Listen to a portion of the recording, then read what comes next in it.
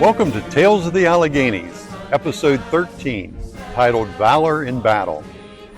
This episode is dedicated to remembering and honoring all United States servicemen and women who proudly have upheld the high standards expected of American military personnel.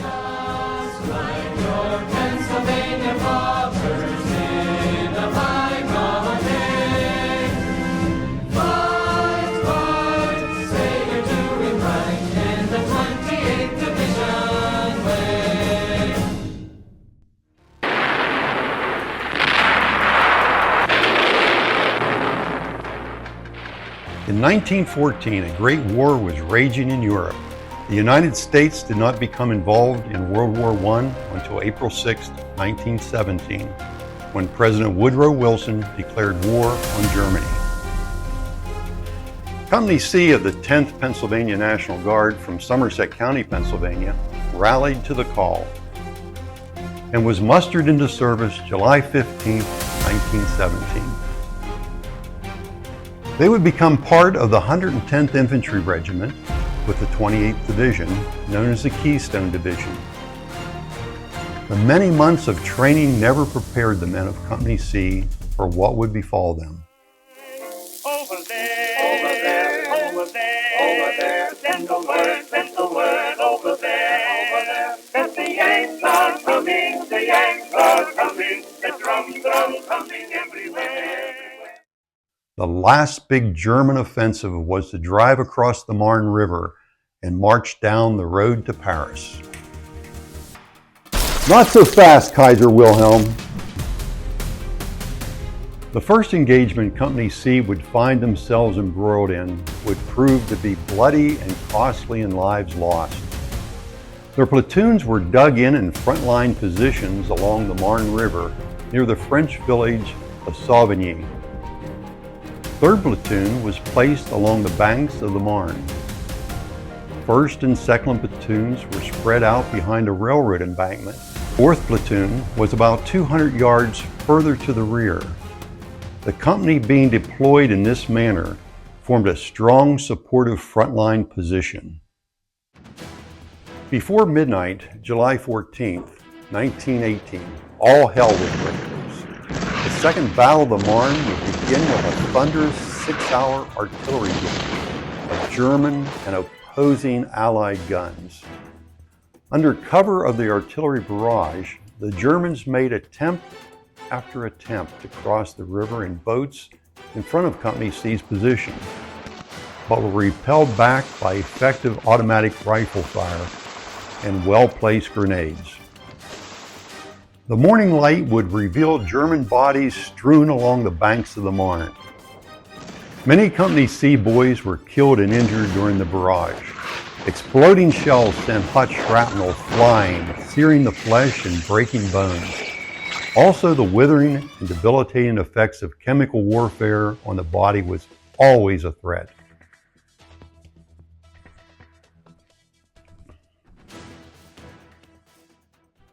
This is an original gas mask carried by Royden Shawless of Company C. The mask was carried in this bag and placed around your neck in the front for easy access in case of a gas threat.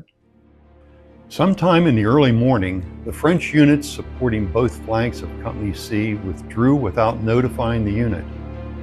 Germans flooded across the Marne in overwhelming numbers.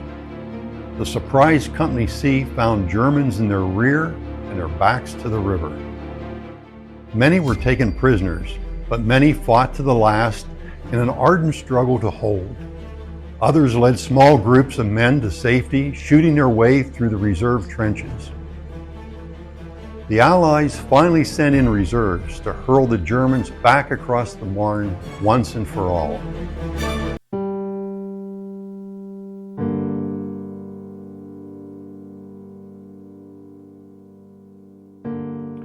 Company C's record revealed 210 men present before the battle.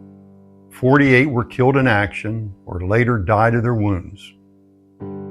68 were wounded and 126 were taken prisoner. The prisoners included most of the wounded in the tally. Only 36 returned to the company after the battle. Many returned home brimming with stories of the fight, including scars of battle, defying capture and the sacrifice of friends who remained buried in France. Although Company C was a small link in the 69-mile battlefront, the unit's tenacity played a vital role in delaying the enemy until reserves repelled the advance. Company C's bravery and heroic actions were heralded in many of the leading newspapers of the day.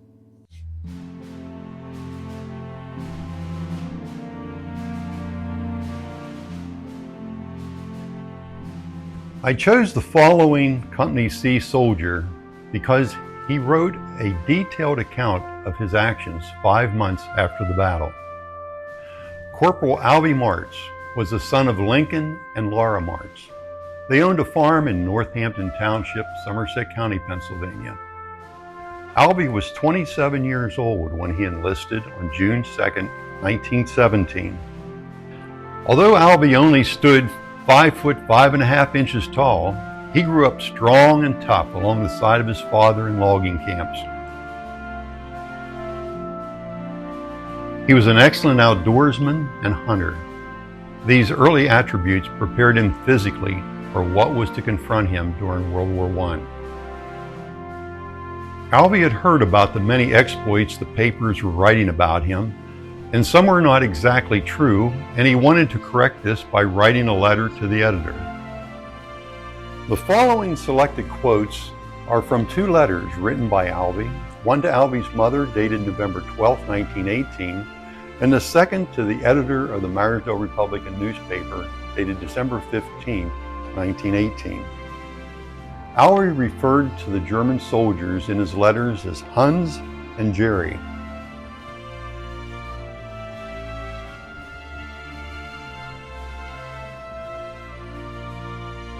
These weapons are like the ones Alvey Martz will tell you about in his account that were issued to Company C at the time of the battle. This is an original World War I vintage model 1911 Colt 45 semi-automatic pistol. And this is an original 1903 Springfield bolt-action 30 caliber rifle.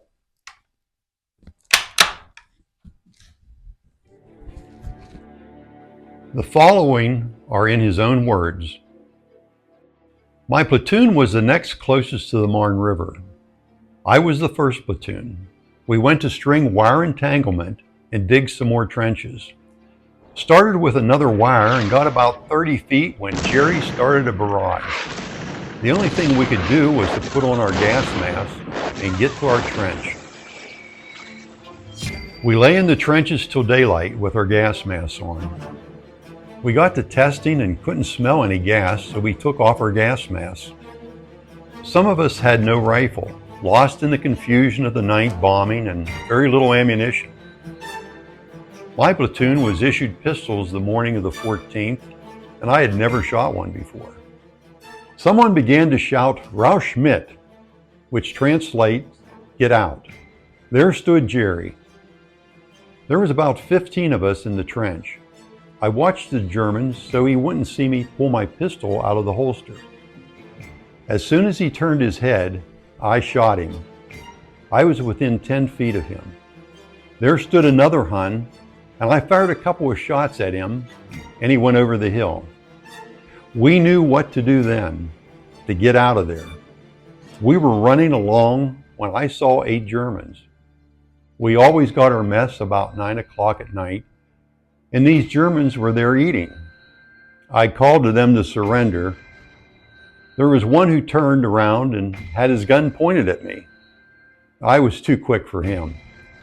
I had an automatic pistol which held 7 shots. I emptied it, and the Germans were dropping and hollering, and when the pistol was emptied, I knew that if I stopped to reload it, I would be shot. So I beat it. I was back there a week afterwards, and 3 of their bodies were there yet. We ran out into another field, and the field was full of machine guns. We ran about 1,000 yards through the field with machine guns firing all the time. I was clear in the lead, and I saw some Germans right ahead of me. I got Clifford Saylor's rifle and fired a few shots, and I saw several of the Germans make for the woods. I don't know if I hit any or not. I got Will McIntyre's rifle. We headed down a ravine, and there was a large stone between us and the Huns. The Huns walked out, and I got one, and the Captain McLean of Company B got the other.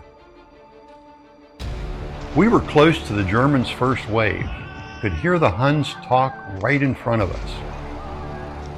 It was noon. Machine guns began to shoot in the rear of us again, and I knew if we stayed there, we would be taken prisoner or get wounded or killed, and I was going to fight till the last minute. There was a large tree right ahead of me, and I straightened up to see if I could see anything. I saw a German officer sitting on the bank. I aimed my pistol at him, and about that time he turned his head. I left drive, and he tumbled over. 4 Huns ran up on the bank where the officer was, and I downed them. I turned around and no one else was there except Private Mellon and I. Across the hollow, about 12 Huns were going up the steep hill. I asked Mullen to give me his rifle, and I gave him my pistol. And I began to shoot, and when they all got out of sight, I had 4 lying still, and they lay there a week later. I saw 2 of them going out of sight crawling. I got at least 11 killed and wounded out of the bunch. I'm sure I would not have tackled them if I would have seen them all at one time.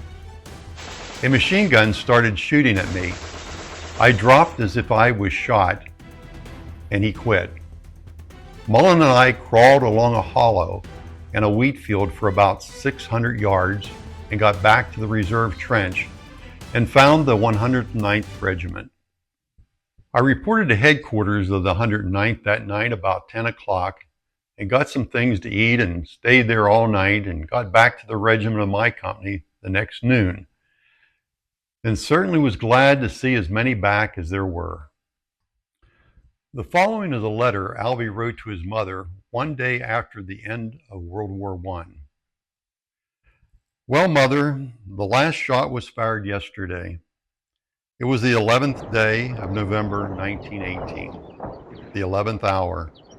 I was eating dinner under shell fire and lost in no man's land. After the last shot was fired, the Germans came over and were tickled to death and took their hats off to us and gave our boys cigarettes, and our boys went over and got some whiskey to drink.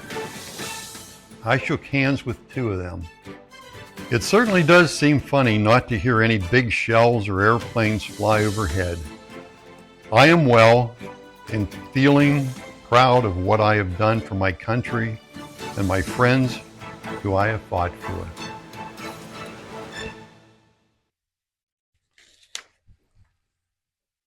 In conclusion, we see the common soldier on both sides fighting each other one minute and the next laying down their weapons and showering each other with friendly gestures of goodwill.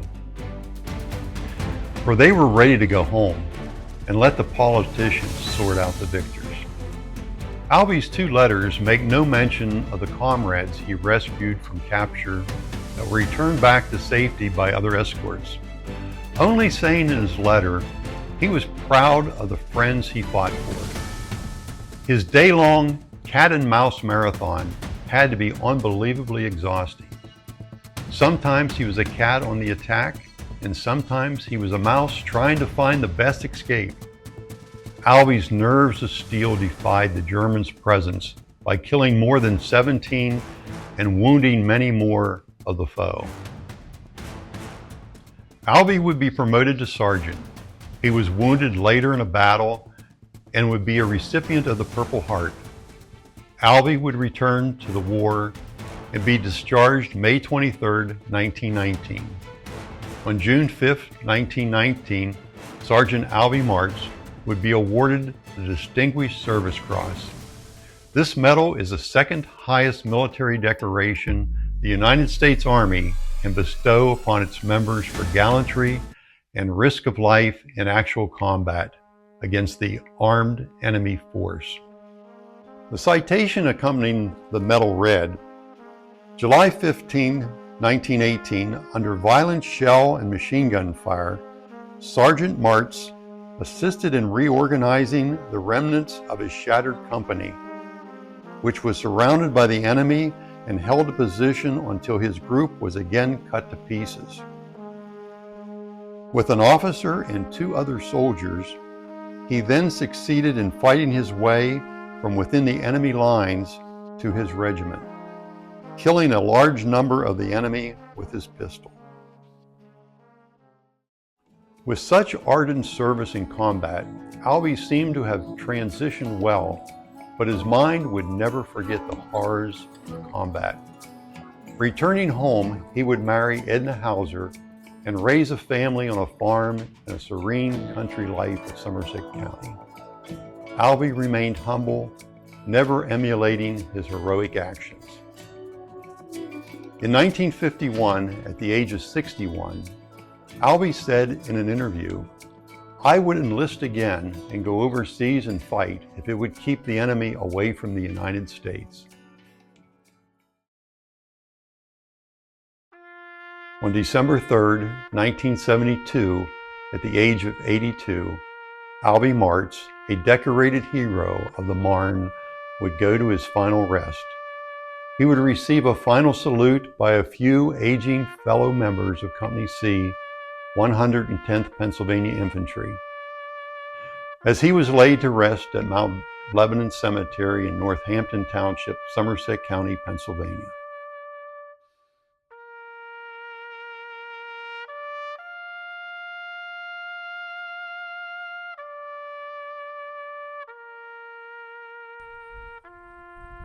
In remembrance, sleep you soldiers of Company C until the final trumpet calls. Is peace this silent not to herald your deeds? Alive I'll keep your voices, you noble men, in gallant stories and in victory sung. Thank you for watching this episode of Tales of the Alleghenies. Please subscribe and tell us what you think in the comments below. I'd personally like to thank the Berlin Historical Society for the use of their log house and the interior shots and all the Company C artifacts that were used in this episode of Tales of the Alleghenies.